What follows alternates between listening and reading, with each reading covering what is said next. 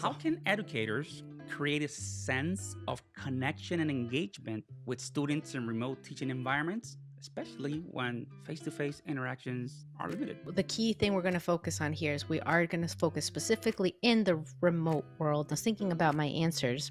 I realized that we can use a mnemonic here, the word nice, but it's got two I's in it, so it's like nice, Nice. right? Nice. I would say that I am a nice person. I'm a kind person, and that extends into my classrooms as well. I was thinking, what is it that I do that helps my students? Because the feedback consistently from them is that they do feel connected and engaged and seen in the class. I was thinking, what do? I notice. I notice when they say things. I notice things in their world, like if they bring in a certain food and that food looks good to me. Like, I notice these things. So just noticing things about individual people, or noticing things about the time of the semester. For example, hey, I know it's midterm season. How's everybody's workload this week? Do you have tough schedules? Do you have exams? Do you have projects? Just noticing is the first one.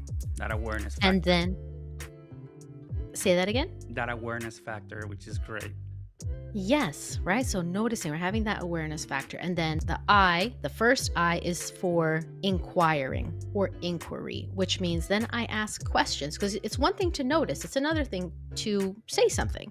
So I will inquire, make sure that I'm asking a lot of questions because, genuinely interested in what's going on. The second is include people. So the opposite of excluding others. So I'm very conscious to make sure that I am creating an environment in the classroom where the students feel comfortable wherever they come from, whatever year they're in, whatever major they're in, whatever's happening in their lives, working to create a sense of belonging, a sense of inclusion, a sense of acceptance for who they are right then and there in the classroom. And then the C really stands for caring. You have to care. I think everybody who's ever had a teacher that was good to them will say, and this could be in high school, this could be in college, this could be in elementary school, this could be a coach, this could be an instructor, anybody in your life, the difference when somebody cares about what they're doing and when they don't.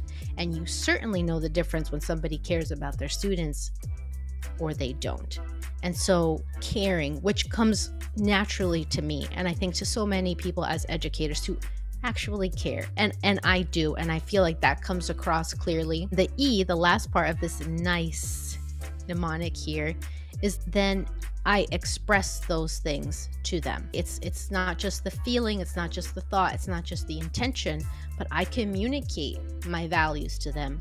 I set up agreements with them as a class and expectations and let them know. So expressing myself so that not only is the content clear, but also the culture that we're going to have in the classroom. That feeling where people feel comfortable, where they feel included, where they can feel connected, when they can start to form relationships in the class. Because my goal every semester is that when we're together, that students enjoy that time and that space, and that they learn. My philosophy around classes is that they need to be meaningful, they need to be active, right? Interactive, and we'll talk a lot when we discuss more specific techniques and things, but that there's a lot of active learning, that there's technology enriching the classroom experience, because I love technology and I think that it can be so fun and so helpful.